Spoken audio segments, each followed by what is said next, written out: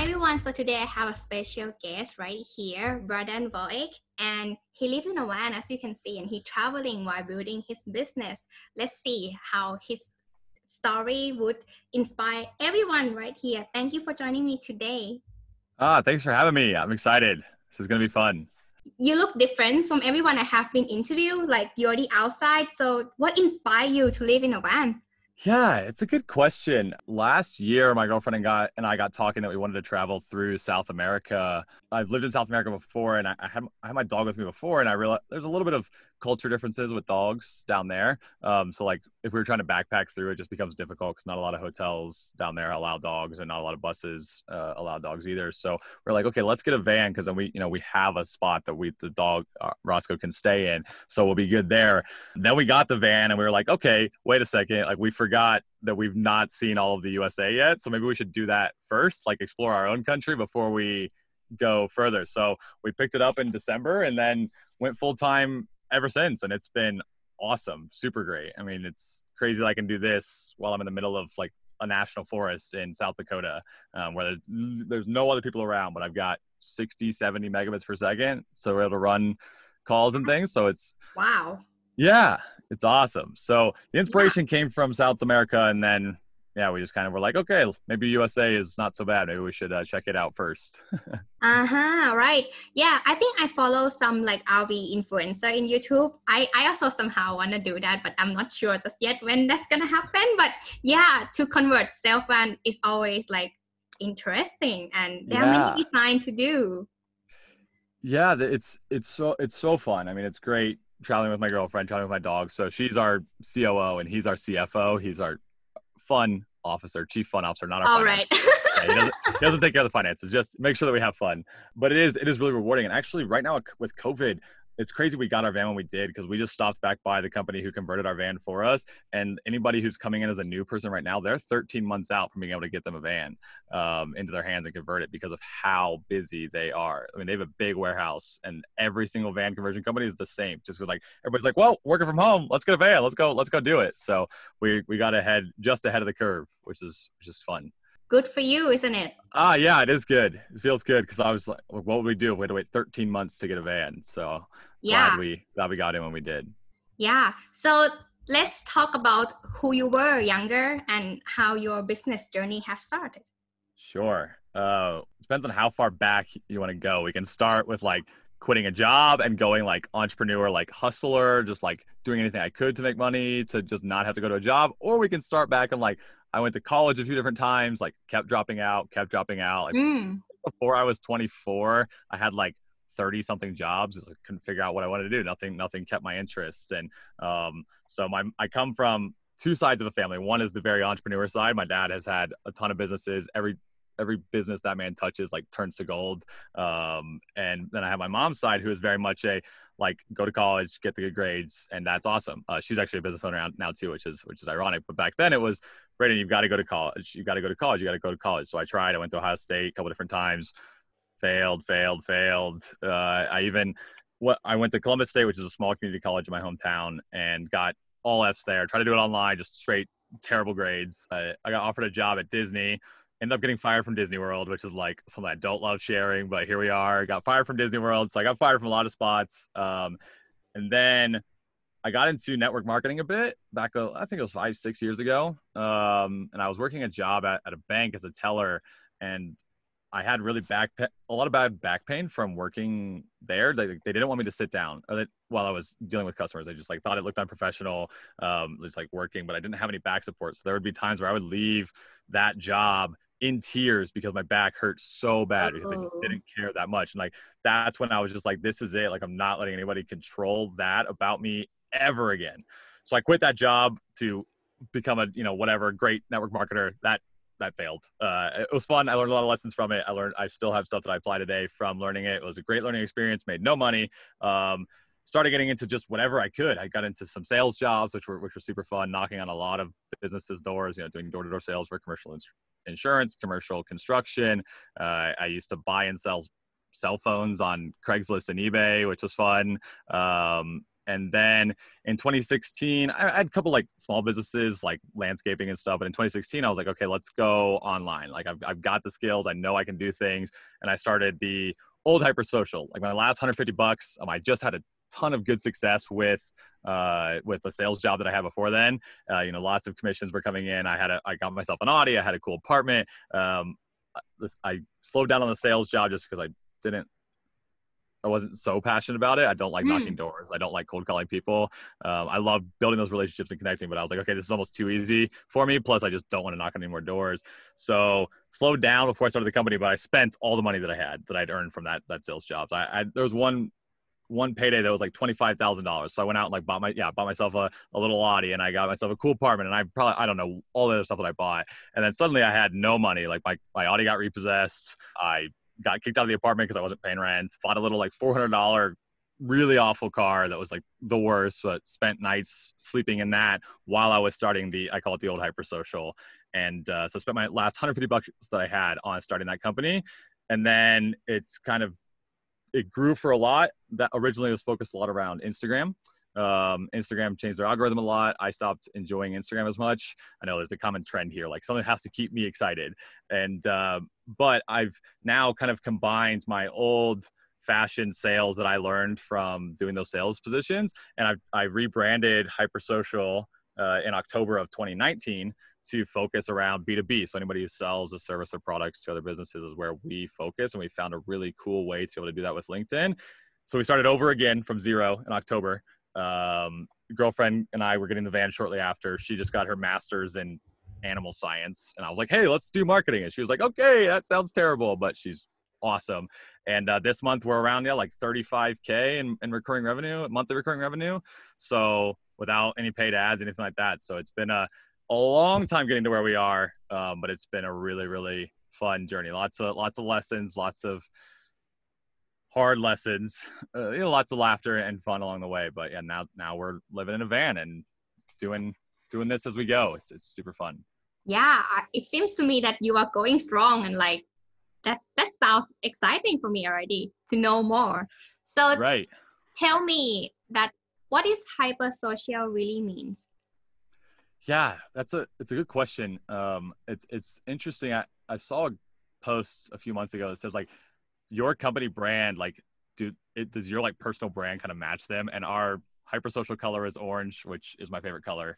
I'm hyper. I have ADHD, so people call me hyper all the time. And I'm social. I love talking to anybody and everybody. So it kind of just is like me, but into company form in a way that like doesn't have all my weird quirks, like all the good benefits of being hyper and social without all the bad stuff of being hyper and social.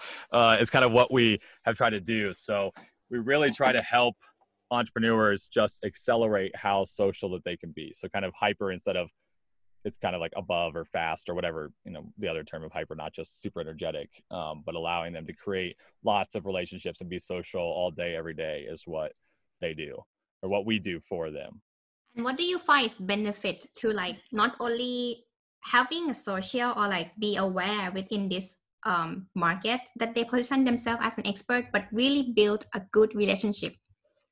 Yeah, it's so interesting because so we do a lot with LinkedIn, and LinkedIn has become even noisier as of recently. But it is a ton of, I blame us millennials and Gen Zers because a lot of us never had to knock doors and do this cold calling realm, and they've had this technology, and they are on LinkedIn to just like connect and pitch. And if anybody is listening to this is active on LinkedIn, they've gotten it. So where we really work with our clients is on how can you connect with somebody.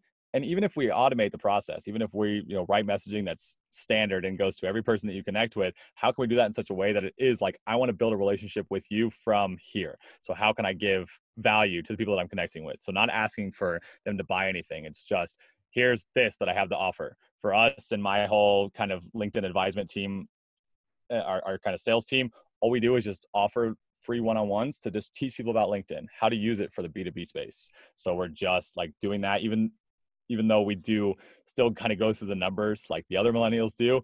When you lead with value, there's a short-term ROI of people like ready to buy your stuff right now, but there's a longer-term ROI. We're like, okay, yeah, Braden told me how I could do LinkedIn. I've been doing it. I need to hire out his company to do it for me. And there's just so much long-term benefit of giving value and creating the relationships that without leading with just, hey, buy my stuff, hey, buy my stuff, hey, buy my stuff, please buy my stuff, buy my stuff.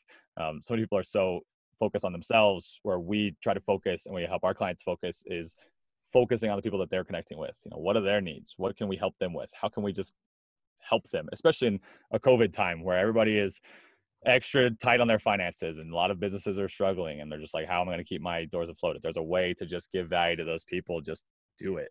And that's really what has helped. Not only we go through numbers, but we're really just saying, hey, how can we build a relationship, a real relationship? Even though we're automating the monotonous part of starting those relationships, how can we take that into a real conversation and where it's giving value first? But why LinkedIn? Yeah. So when we focus on the B2B space, so when I was growing the old Hypersocial, I got into LinkedIn a bit myself and I started just using it manually. I automated a little bit of the process. LinkedIn has something called Sales Navigator, which has a couple really cool things. And one of them is two things that we use a lot. It has a lot of other cool things, but two things that we focus on. Number one, it allows us to find those decision makers that we want to connect with. So comparatively to cold calling a business where you've got to deal with the person answering the phone who's not the business owner. They're like, no, the business owner's not here. And you're like, I'm looking in your window. Yes, they are. Like, they're not doing anything. They can talk to me. They're like, no, they're not here. And you're just like, okay, whatever. There's no gatekeepers on LinkedIn, which is awesome. So if you want to target C-level execs, if you want to target large companies, we've connected our clients with people from WeWork and like Wendy's and just like really, really big companies, which is awesome because it's a social platform. LinkedIn, another reason why LinkedIn is so we can find those connections using Sales Navigator. But then when you have Sales Navigator, you get a little bit of looser restrictions on what it is that you can do. So with a regular free LinkedIn account, you can do a few connection requests every single day, but they're like, hey, like, don't do that. Like, come on, you pay them, of course. They're like, oh yeah, we'll give you a little more freedom. So with that, we've kind of worked out with LinkedIn that we can send up to 100 connection requests every single day. So it is a way to just go through numbers and say, I want to target all the CEOs of companies of 5,000 employees plus, or, whatever, in certain industries or whatever it is. And then I want to get through them and connect and see how many of them I can connect with and build that relationship with.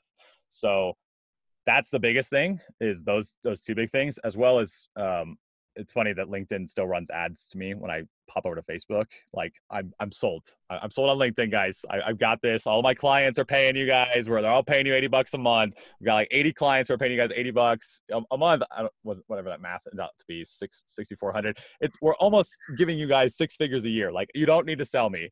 But one of their ads the other day said, do business where business is done. And LinkedIn really is a social platform where people, especially during COVID, are trying to consume content on keeping their business alive, or, how they can deal with a remote workforce now because none of us can go into the office and things like that. So LinkedIn has increased in activity with COVID, but also, yeah, even before that, just allowing us to create those connections and do almost door-to-door knocking and almost cold calling, but straight into an inbox that isn't monitored. And you don't need the decision maker to be active, like cold calling. Even if you do get the decision maker, they may say, I've got a meeting I got to run to. You got like 2 minutes. Well, with LinkedIn, it's messaging, right? So same with, like if you're connecting with somebody on Facebook, you have a messenger, and when they have time to come into their LinkedIn, they're going to come back and they're going to read the message and reply accordingly. So you can still have a back and forth conversation without your times needing to be synchronized and both of you available at the same exact time. Yeah, I personally tend to like LinkedIn more than Facebook as well, to be honest, because I think it's not so many noise and like very direct to what we are talking about, even though building connection, but like it's easier to speak rather than Facebook that have other things in between. Right. Yeah, there's a lot, every social platform has its purpose, right? Instagram is good for pictures and videos. So really visual type companies do really well with Instagram. The people who converted our van, they do really well with Instagram. Also, we run their LinkedIn for them and they do really well in there too. But they've got a great Instagram going for that. Facebook, well, there's a lot of different ways to use Facebook. You got groups and you've got games and you've got all kinds of stuff as a way to just like stay on the Facebook platform. But a lot of it gets political and everybody's just talking at each other on Facebook. Nobody's like talking with each other. So Facebook has its own value as well. And for companies, Facebook's really good if you're a B2C type company. If you're selling straight to consumers, Facebook's great. Facebook ads have a lot of targeting capabilities, which is super cool. I've gotten ads for like t-shirts that have my freaking name on them. And I'm just like, why are we doing that? Like, that is so creepy.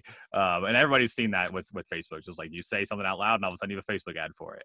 But LinkedIn is where business owners and C-level execs and stuff hang out to do business. That's where they want to consume content because they're trying to better themselves. They're trying to stay away from political conversations, and they don't care as much about, the visual side of life. They really are using the platform to give value, get value, create these relationships. And yeah, LinkedIn is, I use it way too much, but yeah, a lot of other cool things about LinkedIn is it's not a platform that you need to keep scrolling through. Like Instagram, you just got to keep scrolling, keep scrolling, keep scrolling, and keep scrolling. You spend so much time on Instagram. Well, a lot of business owners use LinkedIn, like get on for an hour, consume some content, and then get off. And then they come back, a few hours later or a couple of days later, and they consume more content. So, which is nice that way. It's not everybody always active all the time, like on Facebook. Everybody's always on Facebook, all of your friends.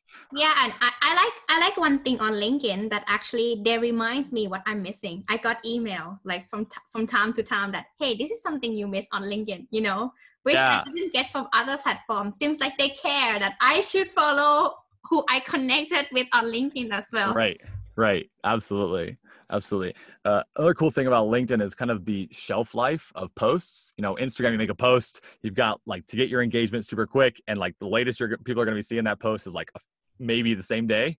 Facebook, pretty similar, even with just like regular profiles. LinkedIn, shelf life your post lasts around 5 to 7 days, with people still being able to see it in their feed, because anytime anybody likes your post, or anytime anybody comments on your post, it shows up in all of their second degree feeds as well. Braden Wallake liked this, and it's, let's just say Gary Vaynerchuk, because most people know that name. And it's a post by Gary Vaynerchuk. Well, now he just reached my entire network, just from me and engaging with it. So there's a lot of ability to get that content and that value out there, that people get to see it even when they come back, because they're not on LinkedIn all day, every single day. So what would you say about limitation on LinkedIn? Have you ever came across on that issue? Yeah, we have. Really, so there's going to be two kind of different limitations. Number one is if you have a free LinkedIn account, your limitations are going to be a lot less than what you can do if you have a premium LinkedIn account. I mean, they're trying to limit you so that way you will get a premium, and that you can make money with them, which is super smart of LinkedIn. Like, okay, we're not just an ad platform. We do have ads, but we have other ways that we can make money as a business model. It's great. I forget the question, to be honest. The issue that you came across on LinkedIn. Oh, is the first yes, one. Yeah, that's right.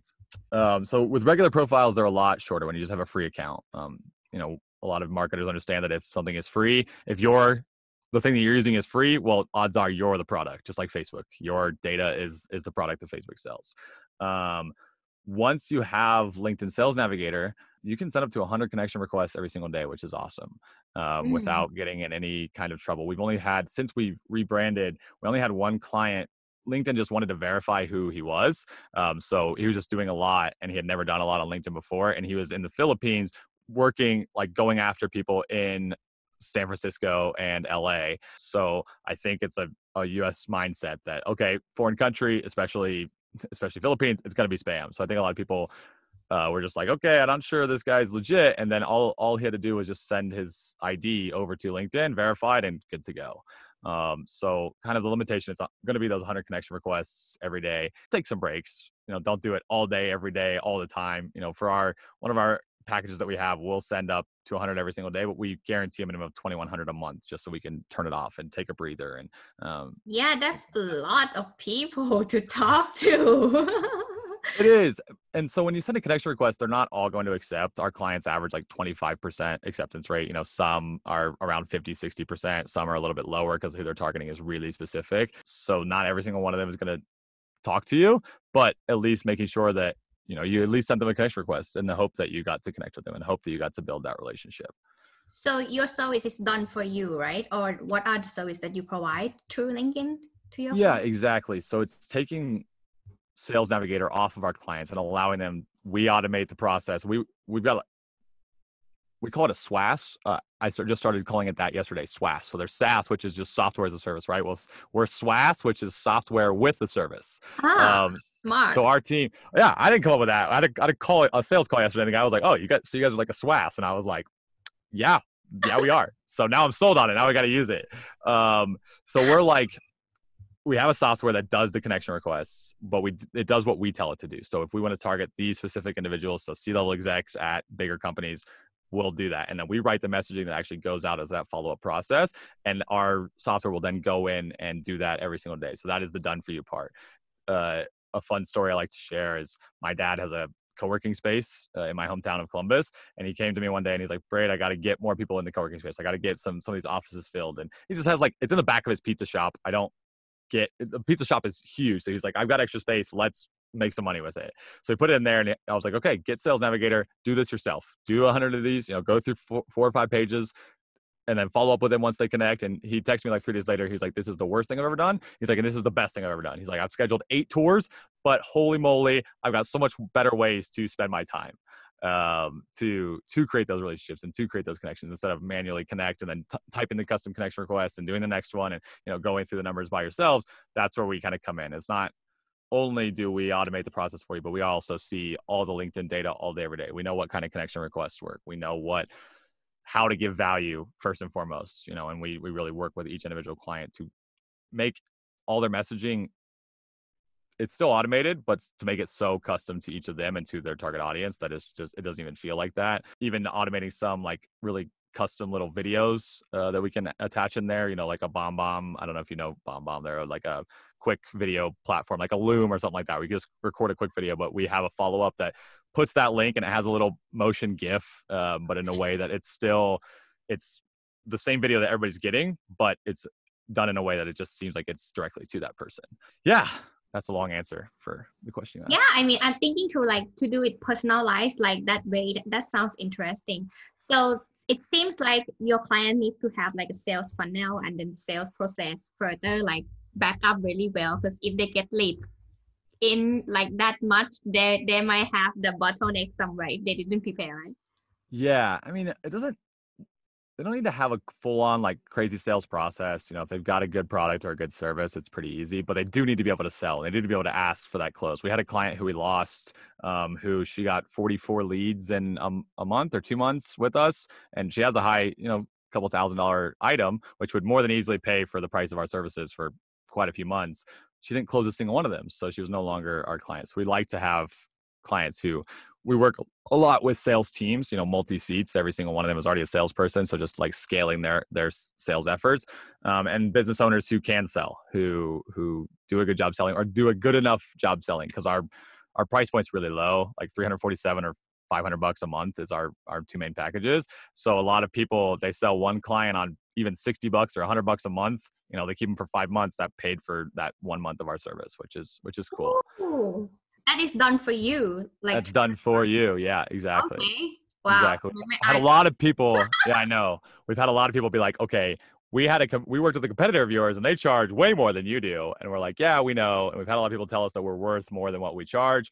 But during COVID, everybody's budgets are so tight. Everybody, we've got our profit margin. We're taken care of. I know my finances are taken care of. We live well. We're not crazy rich or anything like that, but it's just like during this time, I don't want to take extra money just because I can. Like I want to be able to work with people with lower budgets, those smaller business owners who need to keep things going, or they've got like one salesperson, that salesperson isn't filling up their pipeline. So let's work with that one salesperson or things like that. So during this time, it's, that even always give us that even more affordable than hiring a VA, even part-time. You will pay more than that. Wow, that's very interesting. Okay, we will talk about that further. Okay, sounds good.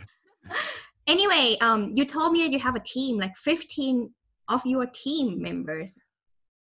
Yeah, it's crazy. I mean, we just rebranded from I started over in October, and it's just like I have how many employees? So I've got 9 full-time staff. So we've got quite a few account managers. We've got a full-time in-house graphic designer and website designer. We've got a guy. We actually are launching a new service where normally with our service where the connections for our clients respond, that's where let our clients take over. We're actually working on adding that VA part of managing even those responses and just showing up to calls. So my account's been doing that for a while. I literally just show up to like calls on calls on calls every single day that are from my own personal LinkedIn account, and they're expecting to speak to me, but I just like have to go in real quick and like, okay, what's their company? Who are they? Okay, I'm ready for the call. So yeah, it's 15 of us, and then we have about 6. They're our biz dev side, but they're really just active in doing that teaching of LinkedIn approach. Like they don't have to do any of the closing. They bring all the clients to me and say, hey, Braden, do we think this company's going to be a good fit? And I get on a call with them and say, yeah or no. We don't want to take your money if we don't think you're a good fit or you're not ready for us. We only want to take your money if we know we can get you results. So they're really just out there teaching people how to do what we do on LinkedIn without us, that manual process. And that education is awesome. And they're closing, like, we just implemented this new process, and it's just like they're closing a deal, 2 deals every single week from this, every single one of our sales team. May I ask you about, like, go back to October, that before you said you just rebrand. So yeah, that was the time that you work on yourself, like you do everything by yourself, or you already have some assistant? Yeah. So my girlfriend is our OG account manager. So she graduated from college with her master's in August. And then October, when we rebranded, I basically said, I'm going to do the selling. You're going to do the fulfilling. I will teach you how to do it. I understood how to do all of it. I try to brain dump all of my sales and relationship building knowledge that I have in this weird brain onto her. And she just she ran with it, and it did super well. Before I had done testing of things, all last year, even though I had done a lot of preparing and a lot of figuring out how to best do this for our clients and how to really do that. Plus, I've been using my LinkedIn account for a while. And even in the old Hypersocial, we offered some really basic LinkedIn services, like nothing where we are now, but just some basic stuff. So I had a good understanding. So yeah, at the beginning it was me, her, and then I have one Philippine VA. Her name's April. I gave her ownership in the new Hypersocial because she stuck with me even through the old Hypersocial. Absolutely amazing. And that was our team. That's where we started. And it was just like, I'll pay you when I can, Emily. I paid April every single week starting from the beginning of the new Hypersocial. And I was like, Emily, we're going to go full time with this. I'm not going to be able to pay you at first. Let's see how this goes. And she's like, okay, this sounds like the worst thing ever. I could go get $50K, a year salary right now with what I have. And I was like, no, it's fine. I'll get you paid more than that. So yeah, at the beginning it was just us. And now in 10-ish months, we're up to 15 of us. Plus, we have some contractors and things as well. We've got a copywriter. We does a lot of our pages, and we work with a company called SEO.com. They manage our development of our website, and it's really, really grown like crazy, starting from just 3 of us. The point that I asked was because, so I help my clients doing this operation system. So I asked you about that. And you mentioned it really clearly that you have proven the process before you start building anyone on board. And that's very important.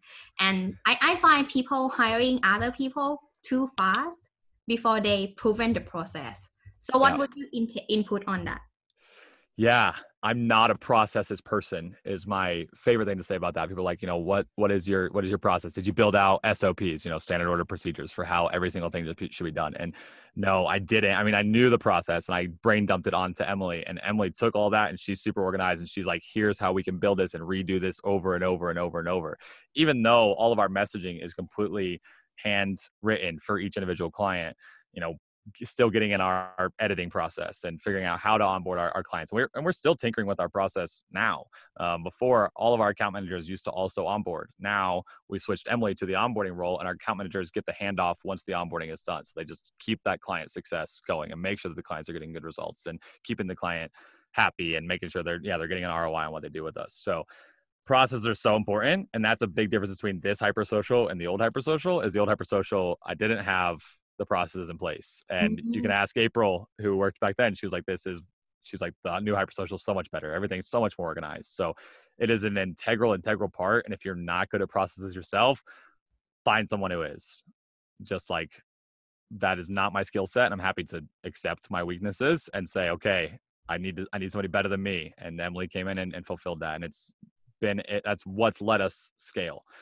Not that we're not tinkering and changing things, but at least the core process is still there, and just optimizing it from there it's been awesome. I can go in and I can find client analytics because they're not just like randomly thrown into Google Drive. They're actually in a folder under clients, and then under account managers clients, and then there's the name, and there's the analytics. It's so nice. It's so nice. Yeah, so, wow. Processes are huge. Yeah, very supportive couple, like very powerful couple. I mean, that's very good, right? When you find the fulfillment and then you can go along very well. I find many people that having the same issue as you, when they haven't have the process in place and they were changing things almost every day, even though they're still testing and so on. But even without documenting at the very first place, you have no comparison, right? Which one was better? Right. So yeah, I also Yeah. agree because that's what I do. I agree that's very important. So everyone, not only from me right now, Braden also say that. I will say that, and I'm not a processes guy.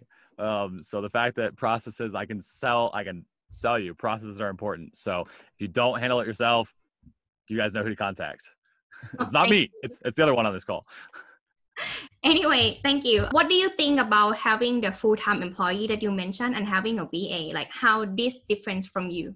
Yeah, it is. It is interesting having so basically what our VAs do is they're kind of our second shift account managers. So all of our first shift account managers have their own clients, and then every second shift account manager, who is our Philippine VAs, they have two first shift account managers they work with. So they're really, I mean, it's crazy the way April shows up. I have something like where she just needs to say in or out, and that wasn't even like I wanted to check in to see when she would be there, but every single day, right when it says she needs so she thinks she's supposed to start working, so 5 p.m. or 5:30 p.m. my time, it says she's in, and all of a sudden at 2 a.m. or whatever, she's out, and she's just like right on time, which is crazy because I'm like, yeah, I should start working at 9, but 9:15, 9:30, 11 tomorrow, whatever. So and it's so fun learning, working together with different cultures and things like that we don't understand, and that we get to work with people who are overseas and are active during our second shift when we all want to be eating dinner and hanging with our families and things like that we know that if there is some kind of crazy issue that happens all of a sudden, we've got people right there who are managing that, and they are on top of it. Yeah. Yeah, I know it's crazy. Have you ever been in the east side before? Of Like the world? Antier side? Yeah. Nope, I've not. Are you planning to bring your van with you? That would be a question. Yeah, that's not a me decision. That's a her decision. I got to run that one by the big boss lady before that happens. I think first goal is to finish USA. Then I'm hoping that I can at least convince her to go, to South America. I would love to bring it to Europe and Asia and drive all over. I don't see why not. We've lived in it for 8 months so far. We haven't killed each other yet. Not that it might not happen. You guys may come and try to contact me one day and I will not be here. I don't know what happened. Ask Emily. But You'll so be far, so good. fine. Yeah, but you say that right now over there is 35 degrees Celsius? So right now, Is it? it's like 85 Fahrenheit. Oh no. So, I know. Let's go do Google. Google. Help. 85. 80, yeah, Fahrenheit to Celsius. Okay, so 29. Oh, you have to prepare the humidity over there. Ooh, yeah. Like We were right now where I'm is 13 and it's raining outside. When I go back home, right now it's gonna be like 35 degrees. So and a lot of humidity. yeah, Thailand. They are really Wow. like hotter and the hottest. Oh my goodness. No, but it's So, not oh my bad. gosh. It wasn't dry, like So you're just sweating always, right? When it's yeah, it depends. humid. If you are sweating person, you will be that way possible. But if not, I think at least it's not dry. Like when I was living in like Switzerland or something like that, it's dry when it's come to like summertime and my skin burn. Oh, really? That's interesting. That Maybe because of me. I'm from that might be a you thing. It might be because you like put yourself right under the sun and are just sitting in it baking. That might be why it burned. But no one in Asia gonna sit under the sun. I can tell you that. Fair. We were in Phoenix, which is right in the desert, earlier this year, and we were there when it was getting ready to be to 100, so right around that 35, 37 mark. And they love to say that it's a dry heat, and I'm like, I don't care if it's a dry heat. On a Fahrenheit scale, there's still 3 digits. It still says 100 degrees. Like that's not cool with me, no matter how dry it is. So. Oh my gosh. Yeah, but at least in the US, you guys have AC, right? But Europe, they don't have. In Europe, they don't have AC. Oh, we're never going there. They not really have. Yeah, I mean, like at least right now in the UK, only heater right here. There's no AC. Wow. I mean, I have an AC unit up on the ceiling of my van. There's no way I'm going somewhere where I don't have AC. Like especially for sleeping, there's a sleep book that says like 65 degrees is optimal sleeping temperature. Hang on, let me do the math. Google. Yeah, Over here is quite cold, by the way. But I mean, there's a summertime like few weeks ago, it could be like 20 degrees. That's already hot. Like people already Oh, working like sleepless and then short, you know. okay. So that's not as hot as I expected it to be. I No, thought no. it was going to be Oh, hotter in in the Europe, summer. it's very, very good, but you have to accept the no AC, no window, and rain. Right. No windows. What's the logic behind that? People just don't enjoy the outside. Like, You can check the European housing style. Like they I'm not give going us a lot to. of window. Yeah, That's so and weird. yeah. Then like here, I'm living here. Like this is like a cube, like studio. That's only the window I have, and that's the only one exit. And that's the hallway.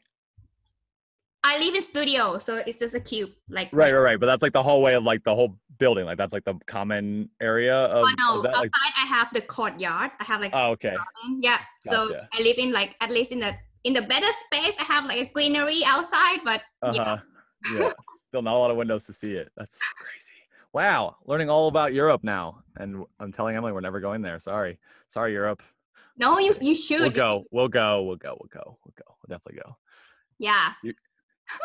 Are you enjoying Europe? I know you're getting ready to move back home, but have you enjoyed your I do enjoy it here, but not UK to be honest. I don't really like raining country. I mean, I don't really like rain to be honest. I'm not sure. Many people like to look outside the rain, like feel relaxed, but for me, it makes me feel sad somehow. You know, I miss Yeah. sunshine, I miss like tropical side. I just want to go to the beach. Yeah. And UK just rains all the time. Like I like rain every once in a while. Like if it's random and not like every day over and over and over, rain can be awesome. But in It's the like, UK, I feel like it's so much like so many days are rainy and it's like yeah, it's like unpredictable. Like you are really like unpredictable person, something like that. Like the weather somehow right. can be Yeah. like 3 seasons within the day. There was the time, no, not only once, like many times that it was so windy over here that I almost kissed the pole. Like, you know, I'm like, wow. That's crazy. Yeah, we've got a guy, one of our sales guys is in Ireland and it's just like he's just like, well, it's another rainy day. Oh, it's another rainy day. Oh, it's another Yeah, rainy day. that's So very close to me because I live in Belfast, so it's Northern Ireland. So that's kind of similar. gotcha. Yeah, I don't know how you're putting up with it. I don't know. That's a lot of rain. You will Do know people just what'd you say? you will know soon once you travel to this side. I will know. I will know. In case anyone want to work with you, like right now we're having a very fun conversation actually. Like we get to know your personality and we can see how to work with you looks like. So how can they reach out to you? Like your service, amazing. Yeah. So the best way will be to reach out to me on LinkedIn, Braden Wallake. They can also email me, Braden at Hypersocial, but LinkedIn is where I spend way too much of my time on there. Trying to also, I spend a lot of time on there trying to give value and see how I can teach people, you know, doing whatever, even with my posts and things like that. So yeah, feel free to connect with me on there. Shoot me a message. Be creative when you reach out. If you want to sell me on your stuff, if anybody wants to sell me on anything, please be creative. You know, I've got 250 pending connection requests right now, people like wanting to connect with me. I'm not accepting most of them because I know that they're all going to be just connect and pitch. I'm waiting until I'm ready to like screenshot all of those and prepare like a case study, like here's how to not do it. And here, if so, reach out to me. If you want to sell me on something, give me value. You know, we're open to hiring out contractors. If you think you can help us grow, feel free to do that. If you think that we can help you grow, definitely contact me on LinkedIn as well. And we can chat and I can get you in touch with one of my awesome LinkedIn guys, or, you know, you can chat with me while I'm here in the middle of the forest and we can see how we can be a good fit for anybody who's listening for sure. Amazing, Braden. Thank you so much for joining me today. Thanks for having me. This has been fun. I've enjoyed this a lot. Hey, thank you for watching this episode. If you enjoyed the show, you can subscribe here or here. And this is the previous episode. Check it out. See you next time.